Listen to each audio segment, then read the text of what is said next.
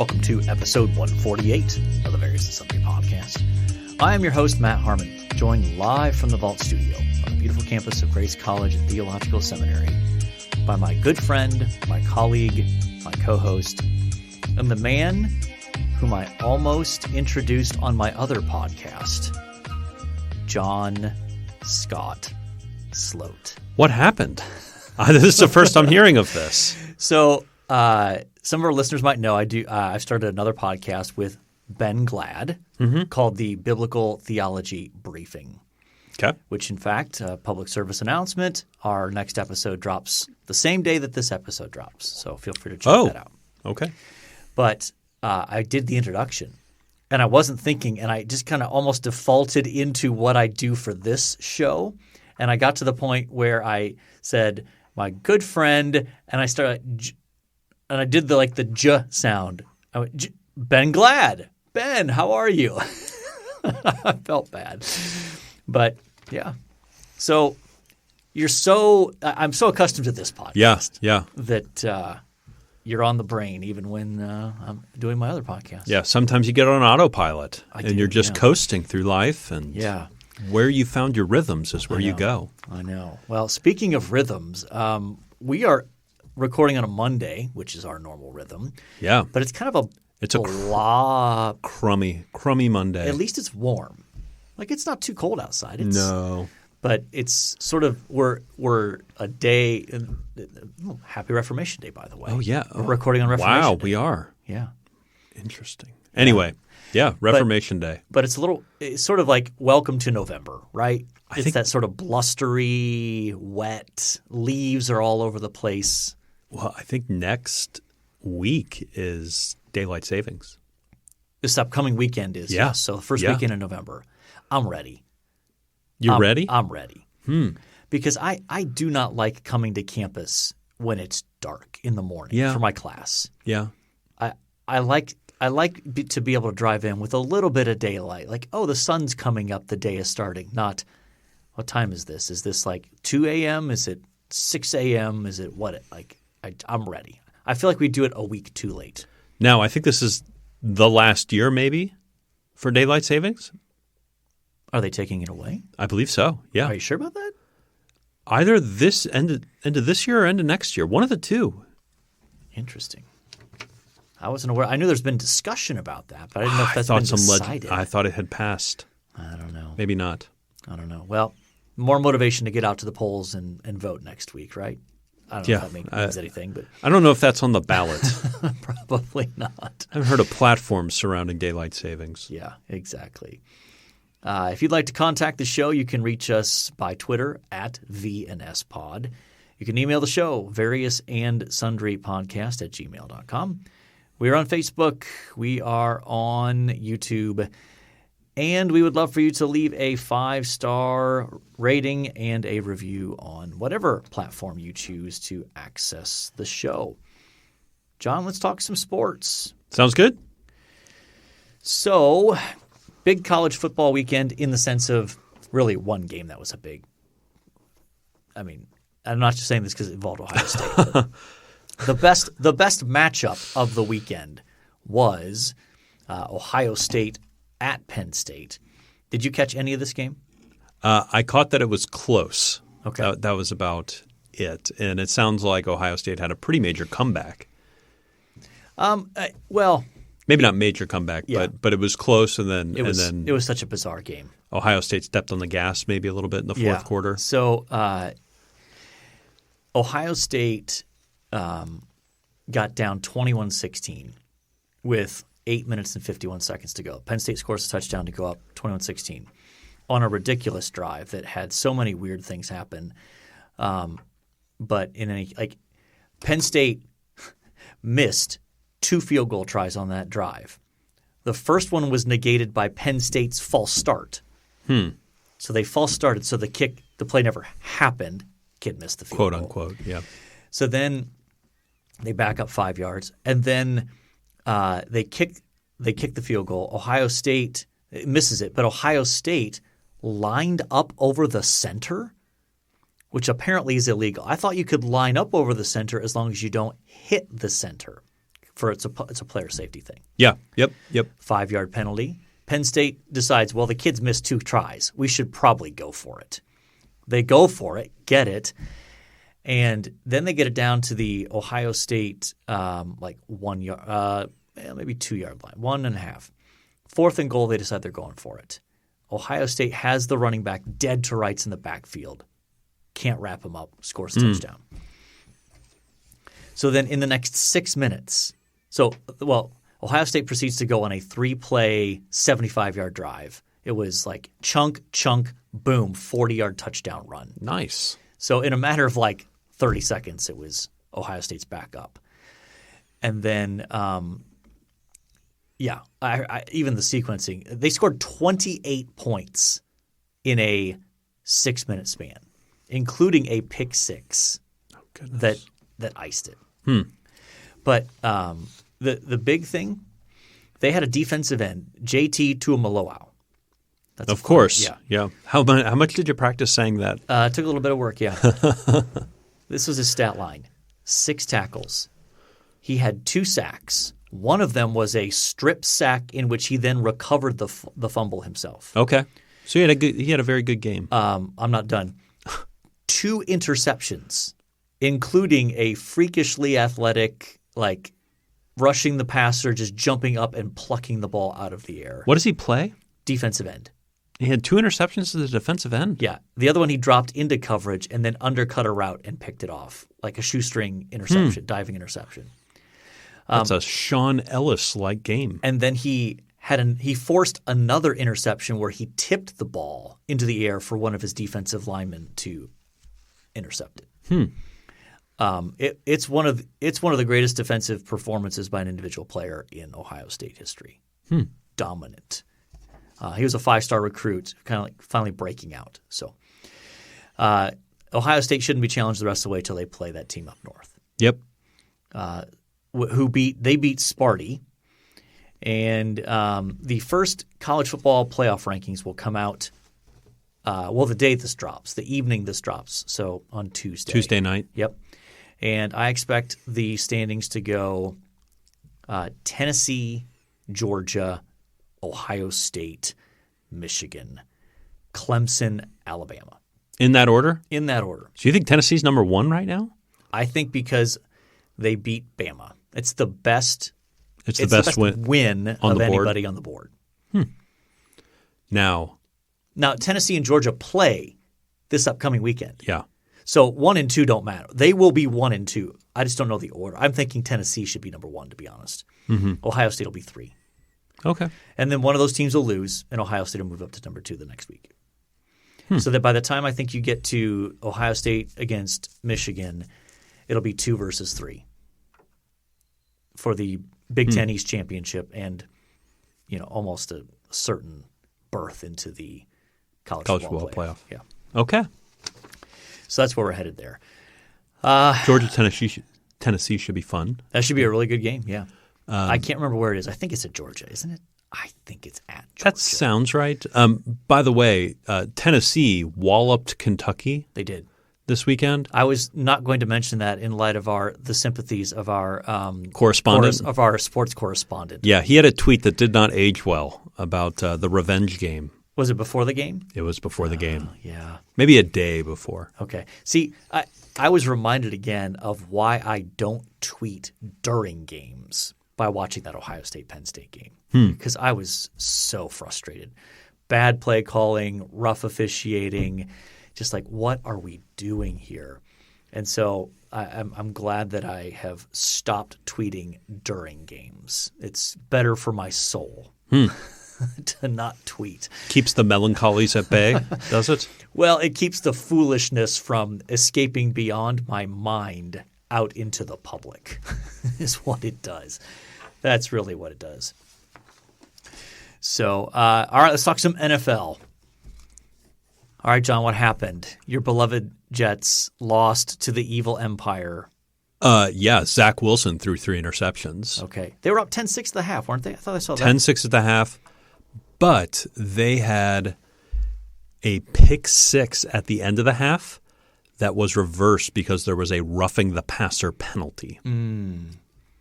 Can't touch. Is it Zapp? Is that how you say his last name? The quarterback for New England? No, it's the other guy, Mac Jones. Oh, Mac Jones was playing. Okay. And it felt like the game turned on that play. So was it a legit roughing the passer, or is it one of these like, are you kidding me? Why don't we just put flags on him and play flag football out back? It was probably a gray area. Like I don't think he definitely ran into him late. He did not full on tackle him, kind of pushed him to the ground sort of situation. Okay. So it was probably a gray area, if I'm being honest. But I mean, Zach Wilson. You just can't throw 3 interceptions and expect to win football games. Yeah, you're going to get that though with a young quarterback. He's still a young quarterback. I know he played last year, but didn't play a full season last year. No, he did not. And missed some games at the beginning of this year. So he's really still a first-year starter in effect. He's played, I think this was his 18th game he started. Yeah. So, yeah, I mean, he's just got to play better. I mean, that defense is really good. Mm-hmm. Really good, like top 5. And that offense, when he's not throwing interceptions, is also very good. They have playmakers. Yeah. Garrett Wilson had a good game. I'm telling you, he's the real deal. He had a real good game. But you want to know what? You can't throw 3 interceptions and expect to win games. No. And he is wearing it from the news media. I mean, they are hanging it on him like – Jets almost win game, except their quarterback is terrible. Okay. That's kind of the headline coming out of this. My headline, I told you before we got on air, is apostate Mormon, throws interceptions. Yes, indeed. So not a good day. No, I mean the Bills are still in first in the AFC East. Yeah, I think we're. So then, are you tied with the Dolphins? Then maybe are you? That sounds right. We would have the tiebreaker on the Dolphins. Yeah. We're definitely ahead of New England still, but yep. So 5-3 now. 5-3, which under the old system would be halfway through the season, but technically it's not. That's right. Yep, 5-3 tied with the Dolphins, but we do have the tiebreaker. Okay. Which I mean, at the start of the year, if I'd have said you could be 5-3, you could be 5-3 at the 8-game mark, you'd take it. You'd have taken it. We should be 6-2 though. We should have won that game. Yeah. We were at home, lost to New England. Okay. And we got the Bills this weekend. Oof. Yeah. That's tough. Oh, yeah. Yeah. I've been watching I just want to note, and again, it's not because I'm a Bears fan, but because Justin Fields is their quarterback and he's an Ohio State product. But the Bears have made some changes to their offense where they actually realize, hey, that Justin Fields can run a little bit. So they're rolling him out? They're rolling him out. They're actually calling planned quarterback runs, like not just like rollouts and scrambles and not even RPOs, which they're doing some of that, but like legit like, okay, we're going to go QB power right.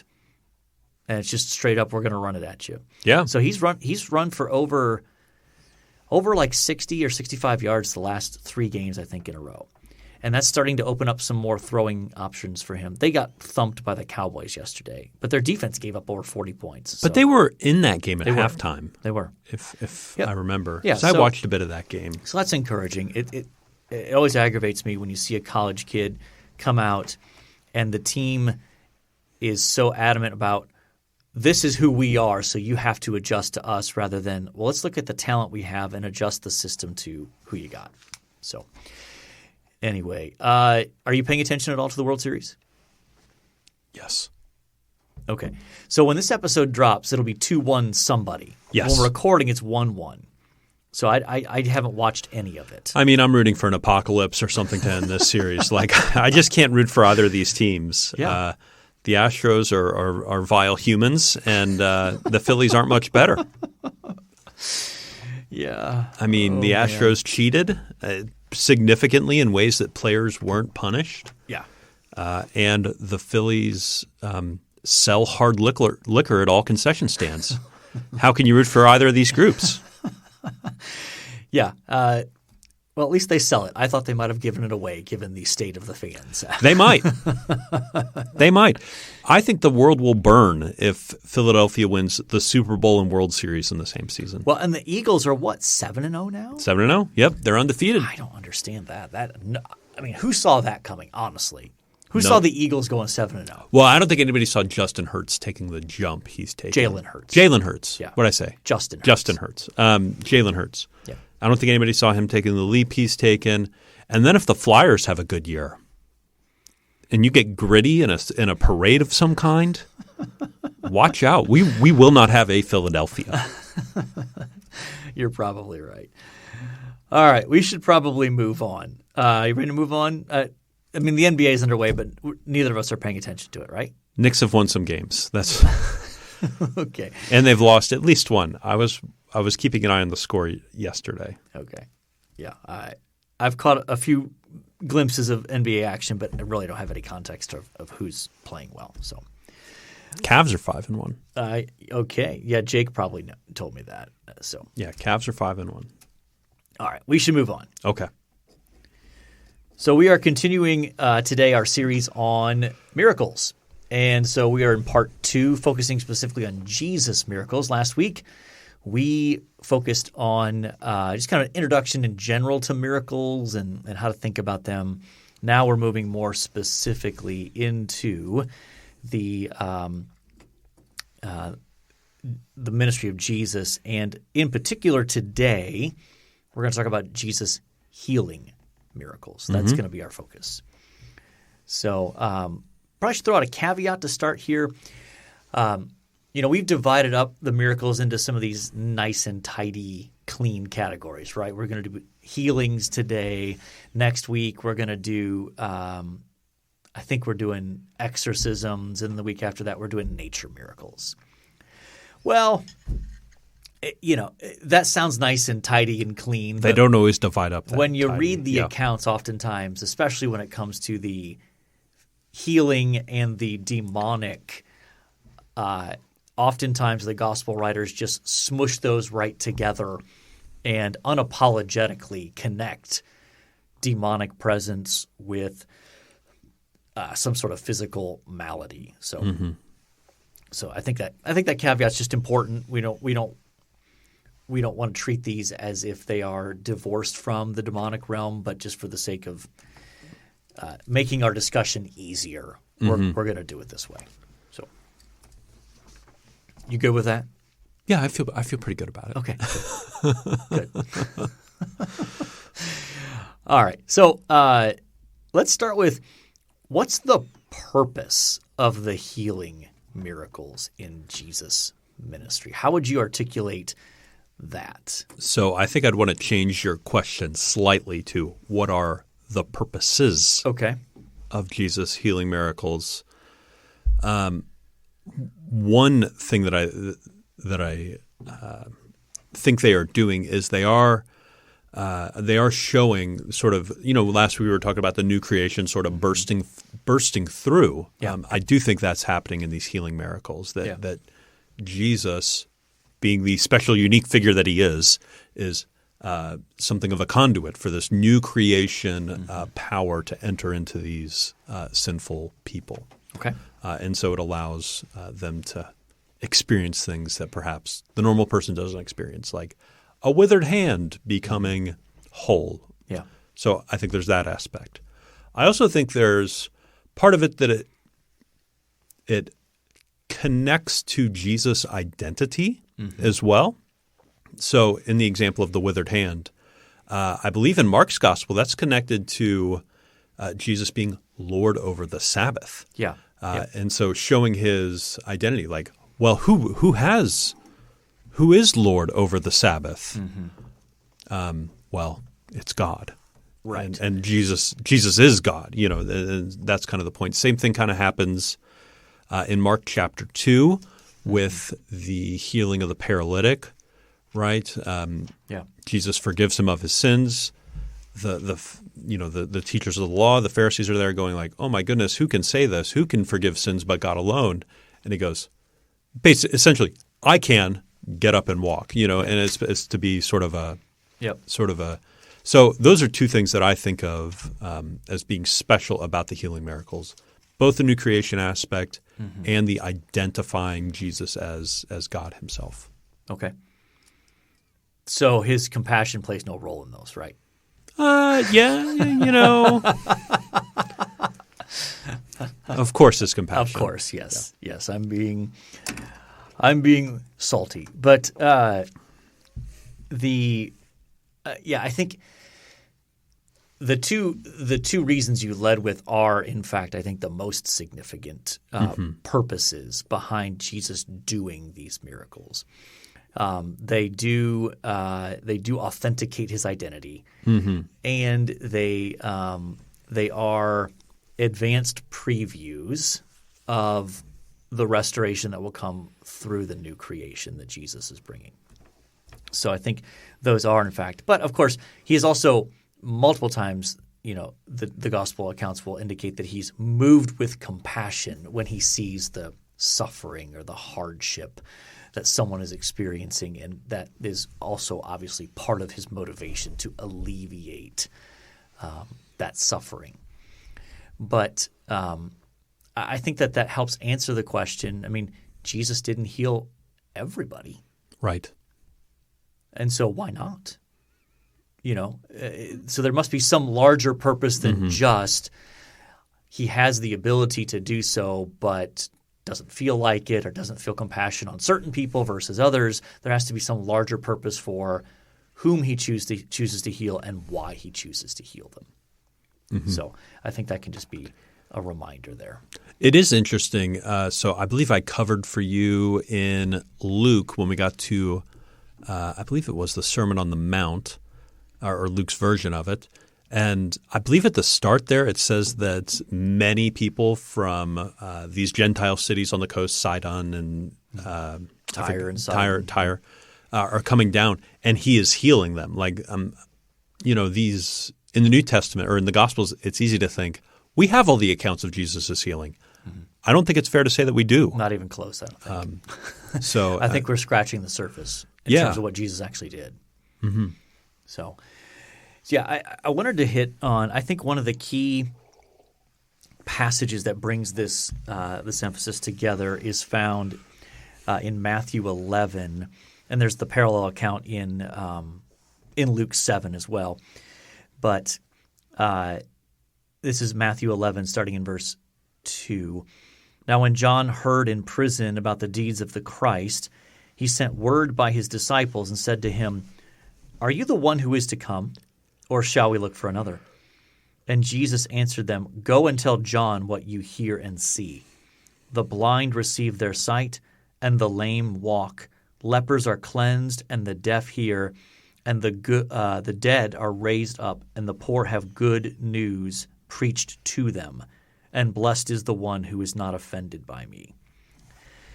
Now, what's fascinating is that in that response, Jesus is weaving together language from several different texts in Isaiah, of course. Of course. I mean, obviously. Is there any other part of the Old Testament that the New Testament uses, actually? Or is it on just occasion? On occasion. On occasion, yeah. But it's just mostly Isaiah. Yeah. Yeah, pretty much. I mean, yeah. So, so for example, in Isaiah 29, in anticipating the arrival of God's redemption, in verse 18, the text says this, "In that day the deaf shall hear the words of a book, and out of their gloom and darkness the eyes of the blind shall see." And then in Isaiah 35, talking about restoration from exile and ultimately new creation, Isaiah 35, starting in verse 5, "Then the eyes of the blind shall be opened, the ears of the deaf unstopped. Then shall the lame man leap like a deer, and the tongue of the mute sing for joy. For waters break forth in the wilderness and streams in the desert. The burning sand shall become a pool, and the thirsty ground springs of water. In the haunt of jackals where they lie down, the grass shall become reeds and rushes." So you'll notice, and then later on in that passage talks about God's people returning out of exile, being ransomed from that. And it's interesting how you combine those texts of physical healing with new creation, like that they're attached together in those Isaianic passages. And in essence, what Jesus seems to be saying to John's disciples is, now go tell them what you're seeing and to remind him of what Isaiah, of all books, John, Isaiah, Mr. Prepare the way of the Lord. Go back and think about what's in Isaiah, John. Yeah. And you'll see it. So, No, that's good. and so I think here's where it's important to keep in mind the purpose of these miracles as they're advanced previews. They're like going to the movie and you see the movie previews before the feature film you're about to watch. The 2-minute trailer, right? Where it's like, oh, so that's what that movie's going to be like when it comes out next month or next summer or whatever. It's not the whole thing, but it's enough to hopefully whet your appetite to want to go see it. That's what these healing miracles in effect are, because they anticipate the fuller restoration of our physical bodies in the new creation. Now, do you think that as people are watching, the blind receive sight, the lame begin to walk, that's where they went? Like, oh my goodness, new creation is here. Like the age to come has arrived. I think some of them would have made that connection in light of those expectations from the Old Testament. It's interesting, like in Luke 19, or actually Luke 18 and in Mark, that would be Mark 10, the healing of the blind beggar Bartimaeus outside of Jericho. So he cries out, "Son of David, have mercy on me." So he's identifying Jesus as the promised Davidic king and asking for physical healing as an expression of mercy. And I think he gets it in terms of there's that connection. Messiah has come, and we should expect that the other aspects connected with the arrival of Messiah are going to show up as well. But here's why I think I want to make the point of these are advanced previews, but not the full thing. Because every single one of those people that Jesus ever healed died. Every single one. Including ones that he – including the ones that he actually, for lack of a better term now, raised from the dead, which I don't mean that in a dismissive way. I'm just going to qualify that in a moment. But, so the healing that they experienced was true and genuine and real, but it wasn't the fullness of what was to come. So that in the new creation, those very people will have perfect eyesight and have limbs that will never go lame and they'll never die, kind of thing. So I think that's an important qualification to put in there. So let's get to the resurrection that Jesus performs. Yeah. So there's I mean, I can think of a few off the top of my head. Yeah. Jairus' daughter. Yep. Comes to mind. Yep. Obviously Lazarus. Oh gosh. Lazarus comes to mind. Yes. And then the widow's son in Luke 7. Yes. Those. Yes. Are there any others? Off the top of my head, I can't remember any. Okay. Those are the three that I remember. Okay. Now, those are obviously unique. Yeah. I know we often talk about Lazarus as being a foretelling of Jesus. Yes. Kind of a foreshadowing. Yeah. But when we pair these together and talk about miracles, what comes to mind for you? So I think we need to distinguish between the kind of resurrections that Jesus performs on these three individuals and Jesus' own resurrection. They're obviously related. I mean, John 11 makes the connection explicit. Jesus says, "I am the resurrection and the life." Yeah. But right before raising Lazarus from the dead. So I'm not in any way saying they're disconnected.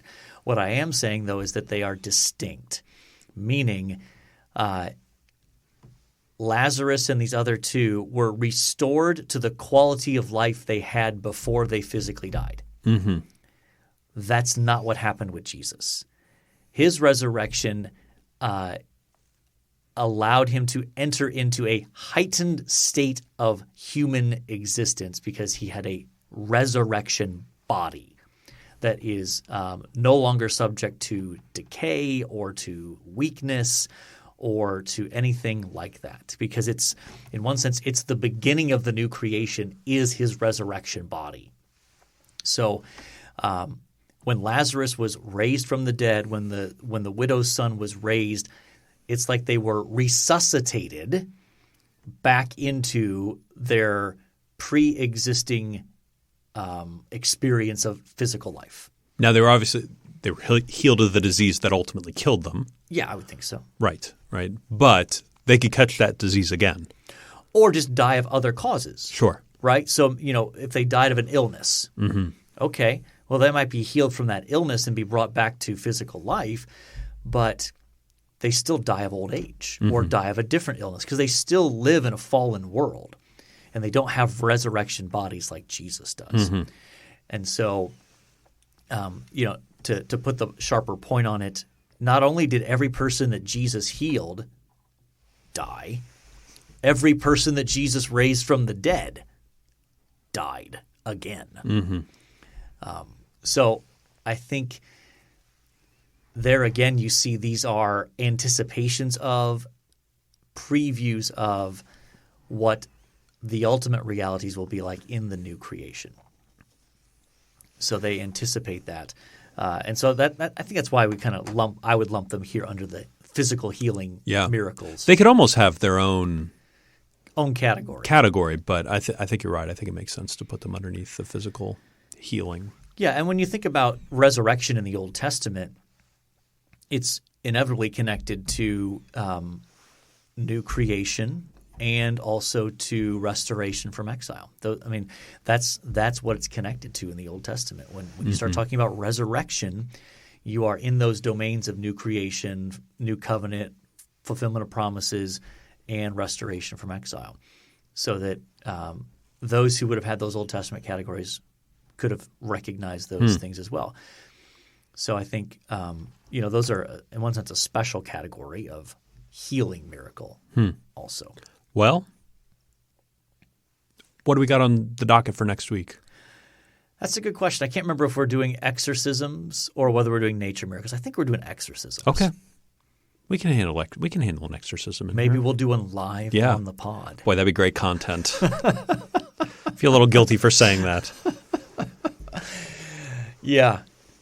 That'll be an interesting conversation. Okay. So yes, I think that's a good. The thing I always want to emphasize when talking about Jesus healing miracles are those points of they point to his identity, their expressions and anticipations of the new creation, and they're previews, and so they lack the fullness of what we can expect in the new creation. And I think that also should put some brakes on us becoming obsessed with physical healing, even in the church.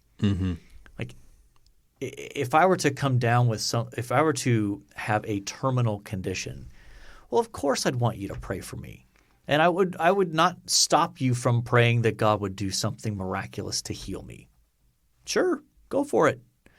But honestly, I would hope that you'd pray as well, and perhaps even more persistently, that I would glorify God in the midst of my suffering. Yeah. Knowing that physical health is not the ultimate end-all and be-all. Yeah. We just had a member of our local church experience some, without giving too much away, some cancerous things. And he's a little bit older. Yep. And that was exactly his prayer, was just like, I want to live. Right. Absolutely. But I want to glorify God through this more. Yeah. You said the same thing to me. And that was very encouraging to me. A great testimony. He's a great guy. I do hope the Lord provides physical healing for him. But if not, I am confident he will suffer well in that context. So, all right. Are we ready to move on, John? Yeah. Let's do it. Time for this day in sports This history. week in sports history. No, not quite. November 1st, 2022. Where did the year go, Matt? It's November 1st. Yeah, it's November. Yeah, That's I mean, crazy. we're sort of at the last days of the year here. Yeah. Almost done with the third year. I know. Of this Well, podcast. I was looking 148. What's the 3-year mark for us? 156. Oh my goodness, we're almost there. Yeah. Yeah. Oh goodness. Anyway, all right, November 1st, 2022. Let's see. Any names here I should be on the lookout for? You'll just have to see. Oh goodness, I haven't read through these yet. I already see one. 1913, Notre Dame upsets Army 35-13 in the college's inaugural football game. Quarterback Gus Duras. Sure. Okay. Was 14 of 17. That's not bad. Not a Especially lot. for Yeah. 1913. Yeah, 243 yards, 2 TDs, play better than Zach Wilson. And receiver Newt Rockne. Classic. Did I get that right? Yes. Rockne? Yeah, legend. Uses the forward pass effectively. I'd say if you're throwing for 243 yards in 1913, that's Yeah. very effectively. Yeah, something the Mormons still can't do. But All apparently right. the Catholics can. The Catholics can. 1964, Cleveland running back Jim Brown. What a good runner, Jim Brown. He was a beast. Runs for 149 yards in the Browns' 30-17 win at Pittsburgh to become the first NFL player to exceed 10,000 yards rushing in his career. Yep. Still up there on the top of the list. I mean, not Not the the top, but Top he's 5, in isn't he? Is he top top 5? top 5, top 10. Definitely top 10. So I know, obviously, Emmett Smith, Walter Payton. Is Eric Dickerson, did he get past? He must have gotten past him, didn't he? I think Eric Dickerson is up there. I think Curtis Martin got past him. Yeah, because he just hung around forever. Yep. Forever. Curtis, my favorite Martin. That's right. Next one's for you. Yeah, 1992, New York Jet wide receiver Al Toon becomes the 10th NFL player to make a reception in 100 straight games. The Jets beat the Dolphins 26-24 at the Meadowlands. Yeah. Al Toon was a little before your time. Yes, he was. I mean, I was born in 88, yeah. but I was Not really. 4 or 5 years old. Yeah. 2000, Pat Riley becomes only the second coach in NBA history to accumulate 1,000 regular season victories when the Miami Heat opened the season with a 105-79 victory against the Orlando Magic. Lenny Wilkins is the first to achieve the mark. Yeah, and since then, Popovich has crossed that, I believe. All right. What do you think of Pat Riley? You a Pat Riley fan? I think he's one of the most important figures in NBA history. That wasn't the question. I don't know if I don't know that I have a strong opinion on him, to be honest. Am I supposed to? I don't know. I mean, he coached for your Knicks and did well, just never got them up to the peak of the mountain. Yeah, part of that was Jordan, right? Yeah. But yeah, he's a fascinating person. There's a great book called Blood in the Garden about that 1990s Knicks team. And you read some of the things about Pat Riley and you're just like, "Oh, I did not realize you were doing that." Yeah. You know, like demanding a portion of the team for himself, like he wanted ownership, part ownership. Anyway, like what other coach would make that demand? 2003, Arkansas beat Kentucky 71-63 at Commonwealth Stadium, Lexington. Of course, Kentucky's going to have their stadium called Commonwealth. Yeah, obviously. Ties NCAA record for longest football game ever played with 7 overtime periods. Yeah. So that's the main reason I put that on there. Though I think now, I thought last year that record was broken with a 9 overtime game because they changed the overtime rules. Did you know this? For college? For college football. I like the college football overtime rules. So, personally. What it used to be, each team gets a possession in overtime. And you kept playing until at the end of one of the overtimes, one team was ahead, right? Well, the first 2 overtimes you could go for the traditional kick extra point, which Sure. in college is a gimme, basically, more or less. But starting in the 3rd overtime, you had to go for 2 if you scored a touchdown. Right. So last year they changed it to after the 2nd overtime, you just start doing 2-point conversions. Meaning, like each team gets – so in the 3rd overtime, the first team gets the ball at the 2.5-yard line or the 3-yard line, wherever they place it, and you got 1 shot to punch it in. And if you do, you get 2 points. And then the other team gets their chance. So I think last year – was it Wisconsin and Illinois? There was a Big Ten game that went 9 overtimes. Wow. And I think like 4 or 5 of those that were just dedicated to the 2-point conversion tries were empty. Like meaning both teams missed their 2-point conversion attempts. Like it was an exercise in futility. I'm sure they were just exhausted out there on the field. Yeah, I mean it's a quick overtime, it's though. Theoretically a player safety issue to shorten the game at that point. Yeah. But yeah, it's an interesting rule. I think you could tweak that. I like it still better than the NFL rule where you could theoretically never touch the ball in overtime. Oh, yeah. So you got a preference out of this? I'm always a big Jim Brown fan, personally. Okay. Were you choosing something different? I was assuming you'd go with Al Toon because he's a Jet. I mean, receptions in 100 straight games is impressive. But I try to fight against my biases a little bit, I suppose. All right, you want to go with Jim Brown? I'll go Jim. Okay, there we go. One thing you liked. All right, so this last week I got to road trip with the one and only Doc Harmon. Yeah. Up to the lovely Swiss enclave of Bern, Indiana. Yes. And got to hear you teach a lovely Sunday school class, got to see some friends up there, and got the tour of a very historic church there in Bern. Yeah, right downtown. Yeah, with a giant European-style clock tower right in the middle of town. It's beautiful. Yeah, it's a lovely town and fun to go down there. And the road trip. We hadn't done a road trip in a while. We had not. We had not been on the road probably since Cincinnati. Yeah. So that's been some time. That was last summer. So like summer of 21 when we did the road trip to Cincinnati. Yeah. We're going to have to figure that out for this next summer. Absolutely. A nice road trip out there. Yeah, for sure. Yeah. Gotta make sure we see Steve in Cincinnati and his clan. So excellent. Well, I will go. I enjoyed that as well, and that would have been something I considered. But in the interest of adding additional content, this past weekend, my wife and I hosted a guy that is a candidate for our worship pastor position at our local church, and he's a Brit.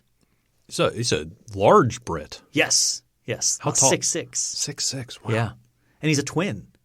Found this There's out. another one of him out there? Yes. He's got a duplicate? Yeah. Wow. Yeah. But just a lovely conversation throughout the weekend with him. And he's got a great heart for the Lord, very gifted musically. I think he'd be a great fit. We'll see if that's the direction the Lord leads. And where in England is he from? Sheffield.